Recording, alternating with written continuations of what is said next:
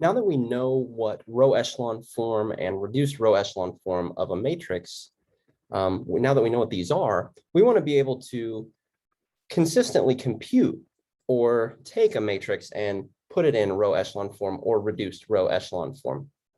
And so what I want to do here now is construct the algorithm for taking a matrix and writing it in its row echelon form or reduced row echelon form. And what we'll see, I'll kind of spoil a few theorems at the end of these this algorithm, is we'll see that reduced echelon form does not need to be unique for any given matrix. So for some matrix A, it's possible that there are more than one different row echelon forms that this matrix could be put in.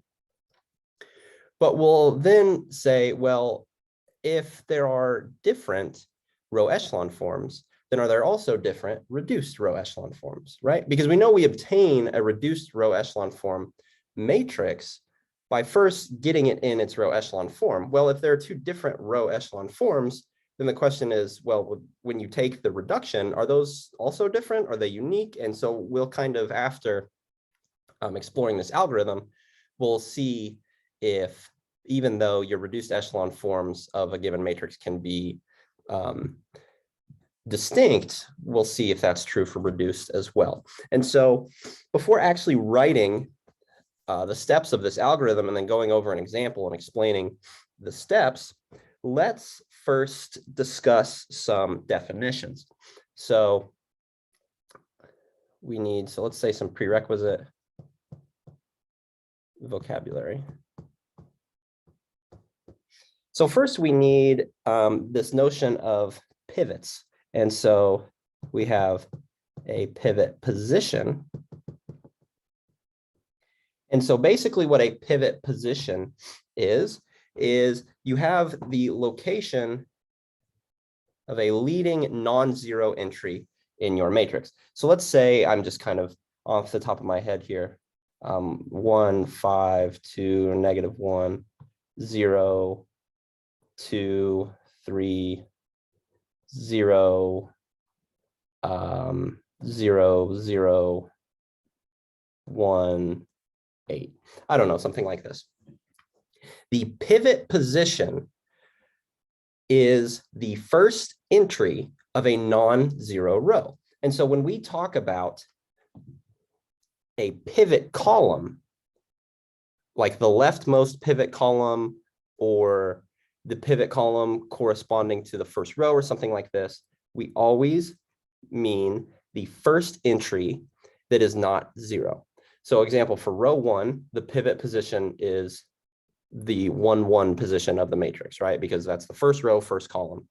For the second row, the pivot position is this spot 2, which happens to be A2, 2, this 2, 2 spot in the matrix, right?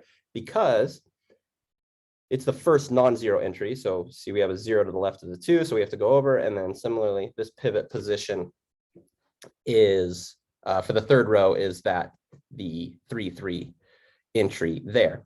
And then we will refer to, for a specified pivot position, right? There are multiple here, so you need to specify, or I need to, when I'm talking to you guys, I need to specify which pivot position I'm talking about, because you can look at a corresponding pivot column. And so a pivot column is basically the column containing pivot position. And so, for example, if we are looking at the first pivot position, that means we're looking at the 1, 1 spot, and the corresponding pivot column is the column 1, 0, 0, right? So it's pretty intuitive. You have a pivot position, and then a pivot column is just the column in your matrix that is containing that pivot point. And so the algorithms here are based on kind of working your way, performing steps one pivot position at a time. So let's look at this algorithm here. Let's explicitly state now the algorithm. So the first step is from the left. We want to find the leading pivot position.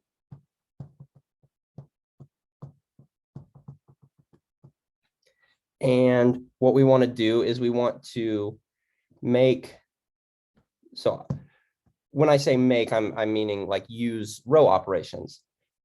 Use row operations to make all entries in pivot column, not the entry.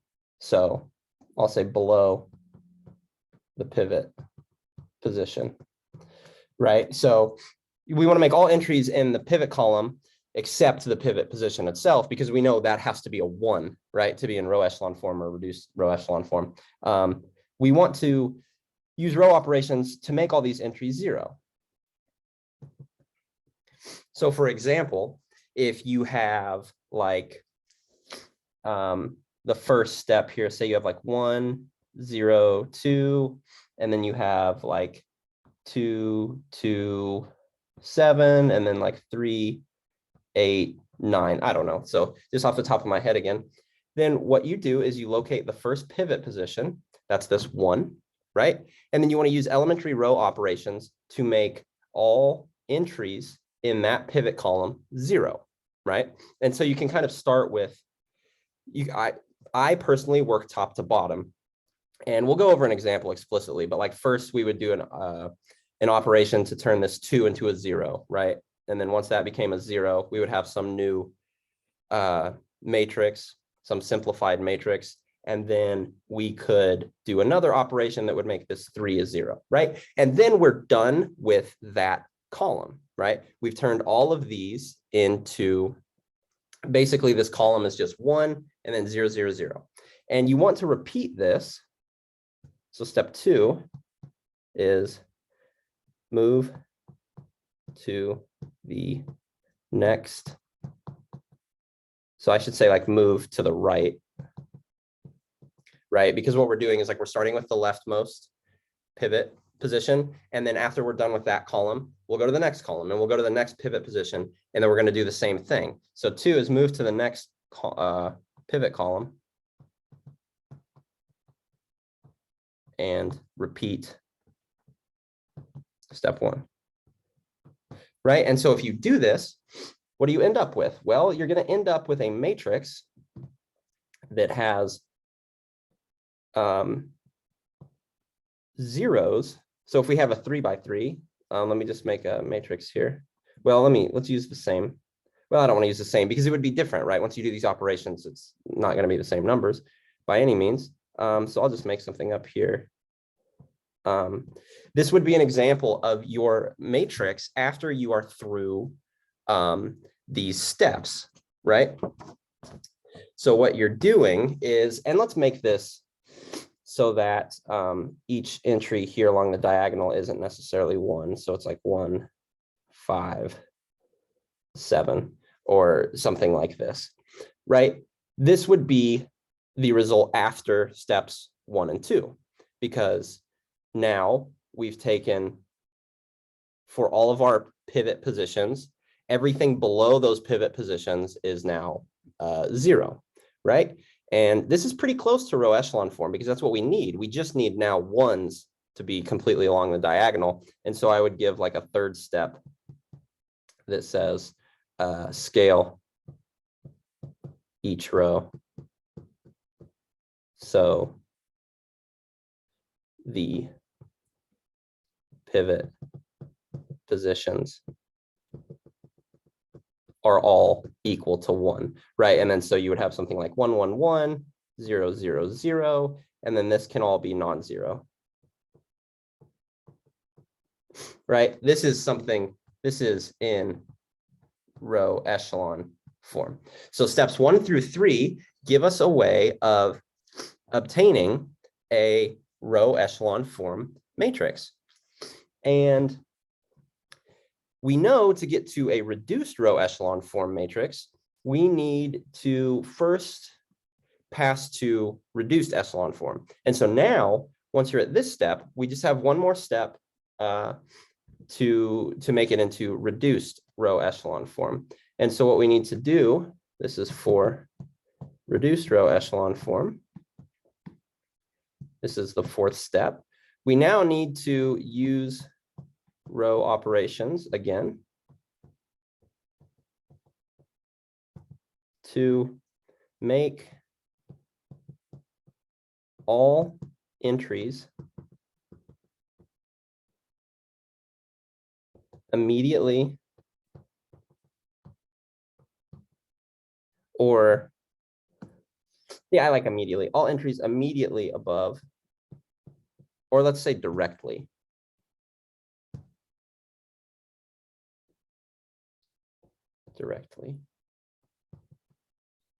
Directly above pivot positions equal to 0. So, for example, what we would do now is if we had something, let's pick this here again. This is something in row echelon form here. So I'm going to steal this. And let's say we had like 1, 1, 1, 0, 0, 0. And then let's just pick some numbers here. Let's say like 3, 5, 9, or something like this. Then what step 4 is doing is you're going to, and this works the same as step 1 in terms of how you operate. You always go from left, you take the leftmost pivot position, and then you work to the right, okay? So we would start with the first pivot position, which is here. There are no entries above it, so we need to go to the next pivot position. Here, there was the entry 3 above this second pivot position, right? So we would use elementary row operations to turn that into a 0, right? And then we would go to the next pivot position, and then we would want that the entry directly above that third pivot position is also 0. This last entry here, well, at least for a 3x3, this entry can still be non-zero.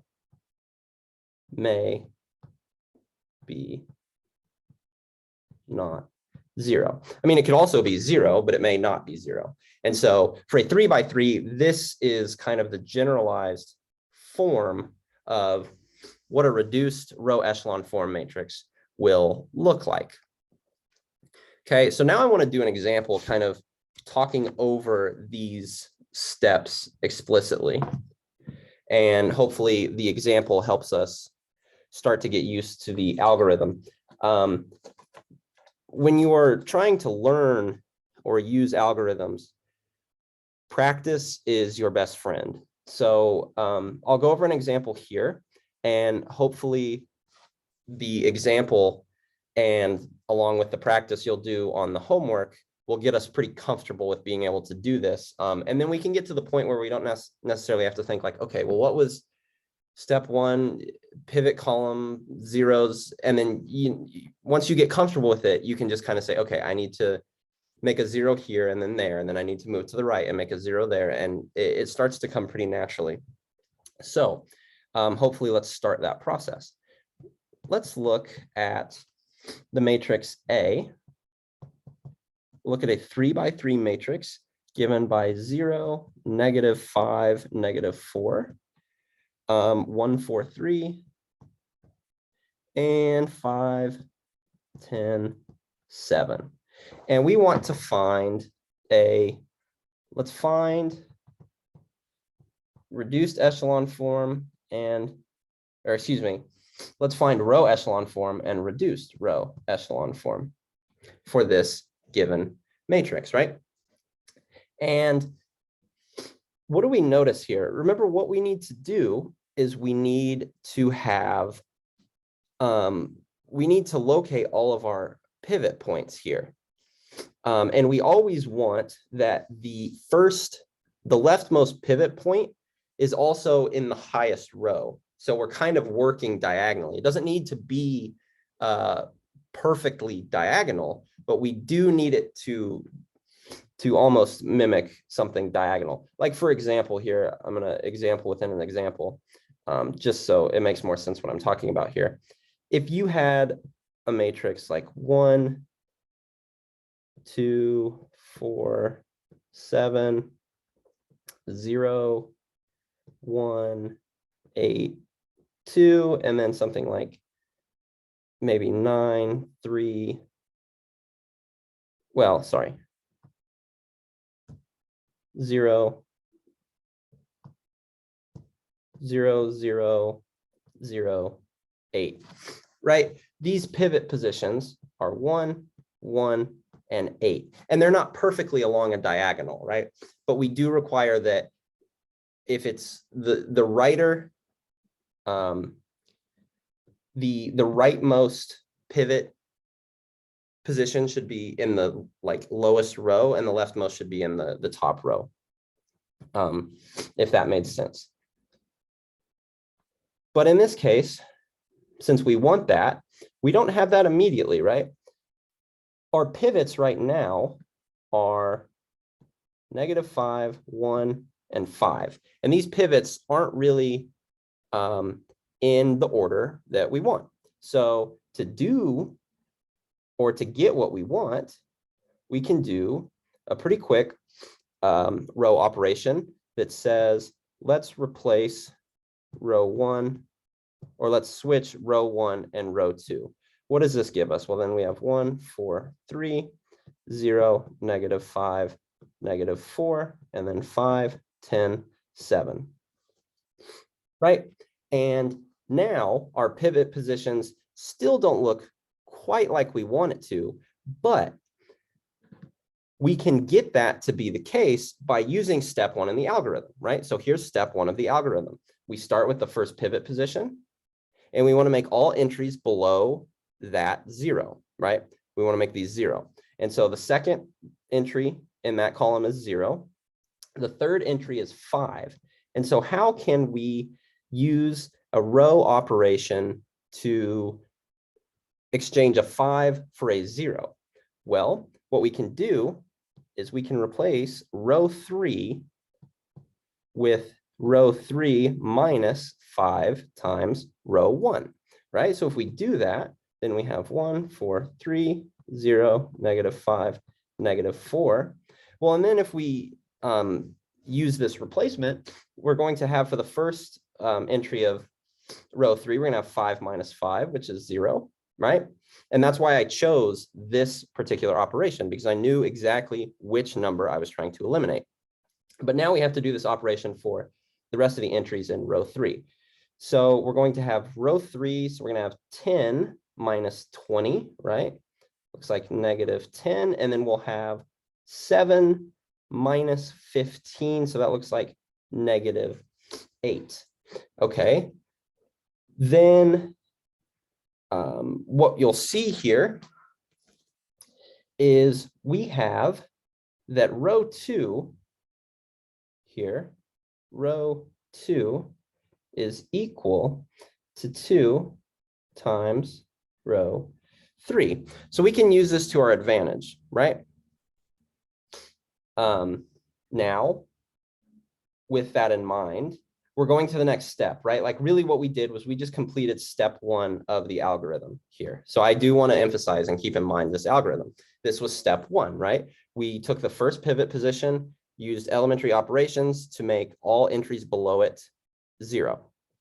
So now we need to do the same thing here. So we have -5 is our second pivot position, right? This is our second pivot position here. And we need to make the entry below it 0. So how would we do that? Well, how we would do that is by using this kind of observation we made, right? And so now we can make the change that says, let's replace row 3, because that's the row where we're trying to eliminate an entry. And we're going to replace it with row 3 minus 2 row 2, right? If R3 and 2, if row 3 and 2 times row 2 are the same thing, well, then this difference should be 0, right? And so that means in every entry, we're going to get a 0. So the updated matrix now after that operation is going to be 1, 4, 3, and then 0, -5, -4, and then 0, 0, 0. So now we've done step 2 of the algorithm by repeating step 1 for the next column, right? That's exactly what we did. And you'll notice under these operations, we've now exhausted all of our pivot positions, right? Because pivot positions have to be non-zero entries here, right?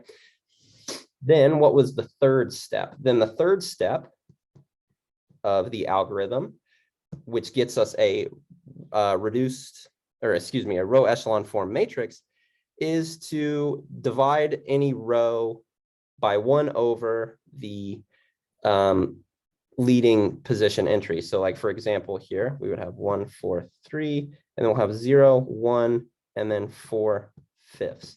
Because what we've done here was we took row 2 and we replaced it with -1/5 row 2, right? We divided by 1 over the pivot position for that row. And now this is in row echelon form, right? Now, to go from row echelon form to reduced row echelon form, we need to do step 4. And step 4 was to make the entry above all pivot positions equal to 0, right? And the first pivot position where that would apply is the second one here, which means we need to make this 4 equal to 0. So how could we do that?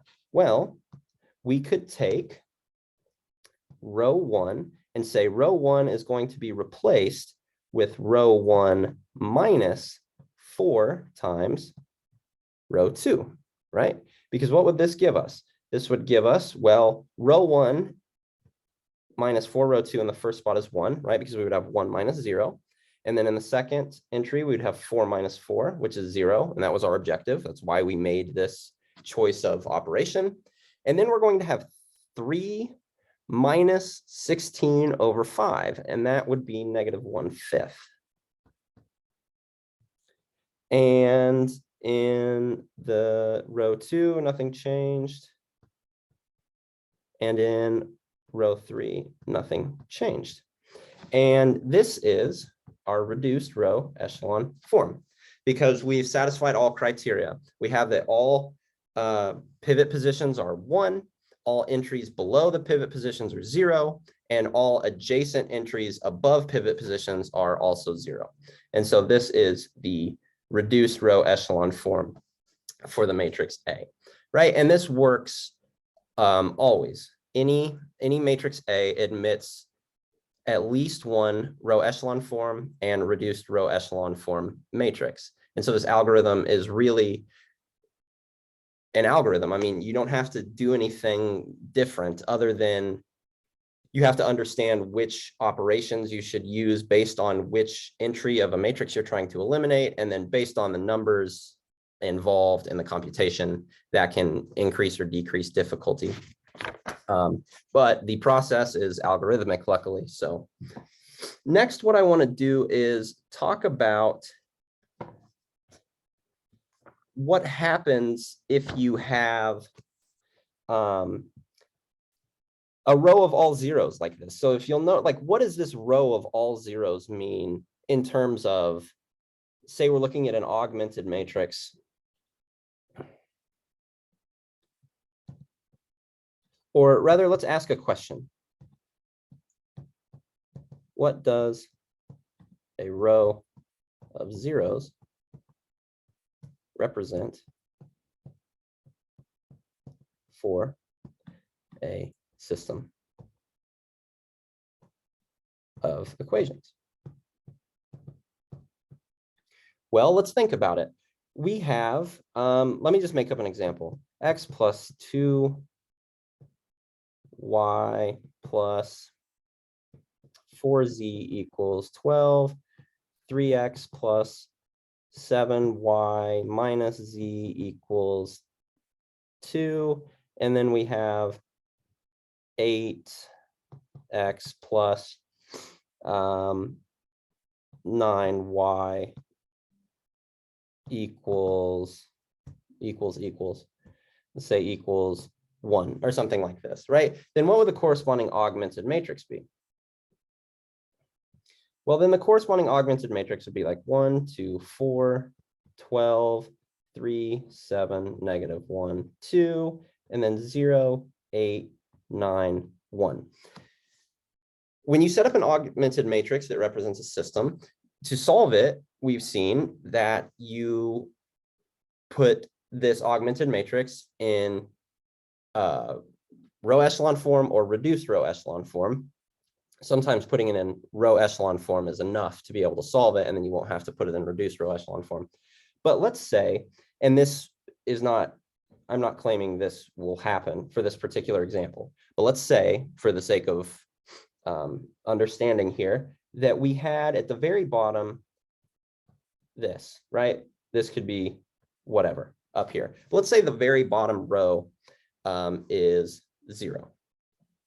Well, if it's in reduced row echelon form, it would be like 1, 0, 1, 0, 0, and then this could be whatever, right?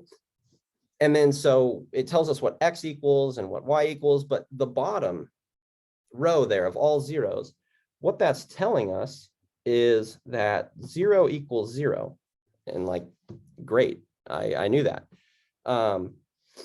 What this does is it raises restriction on the variables, because the top row is going to give us information about x, or maybe x and z, right? If something here was non-zero in these entries, maybe it could be like still a smaller relationship between x and z. This is going to give me information about the variable y. But here, there is no information about the variable z. And this, when you get 0 equals 0, this corresponds to what's called a free variable. And what a free variable is it means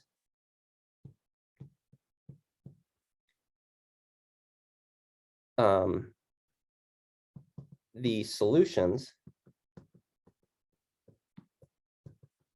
will depend on the free variable.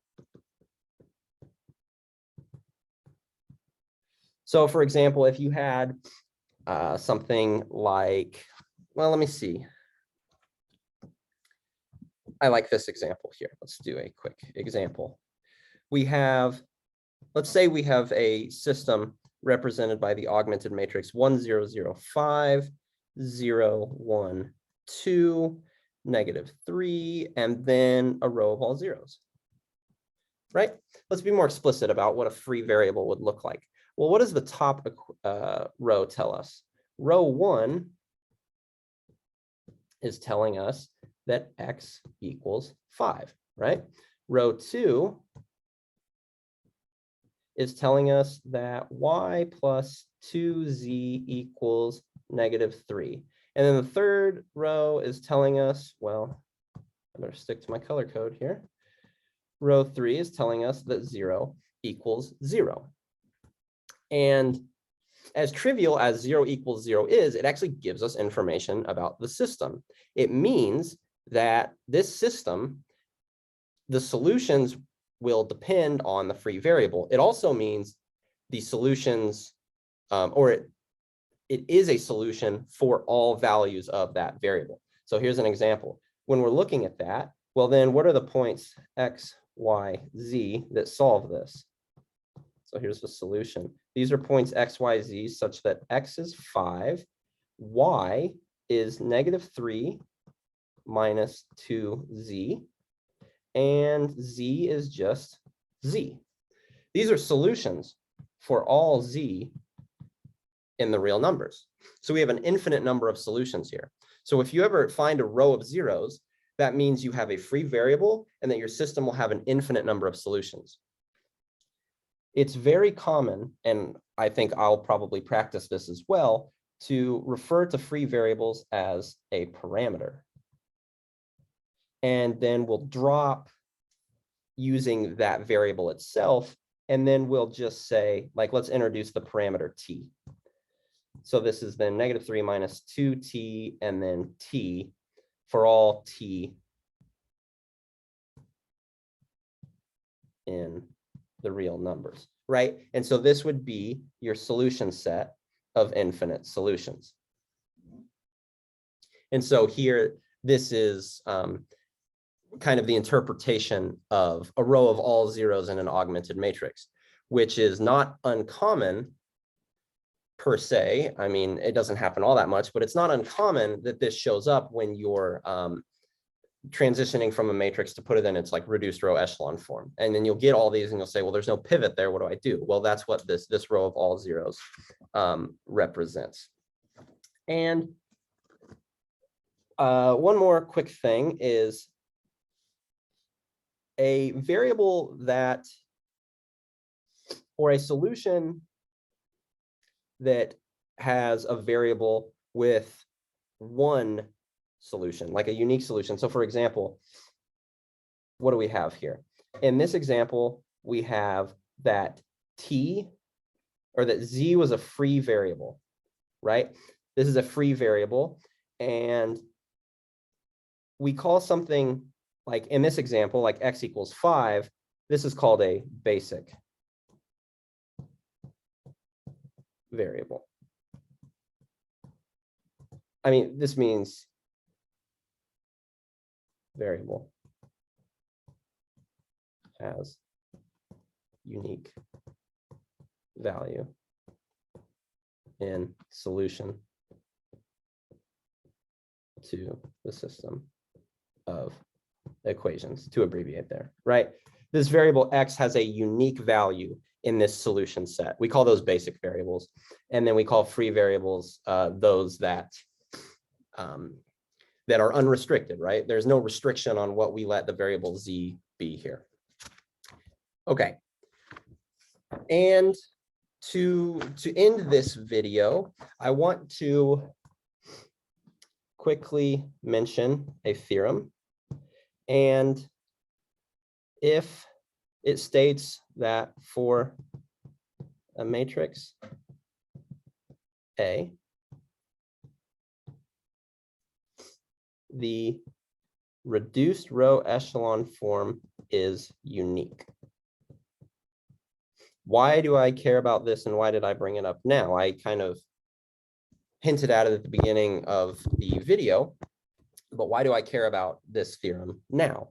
Well, there are many different row echelon forms for a given matrix that you could obtain. And so say, when we were going through this example, maybe I did different row operations in a different order, and I got to a different row echelon form than maybe someone else in the class that did it another way.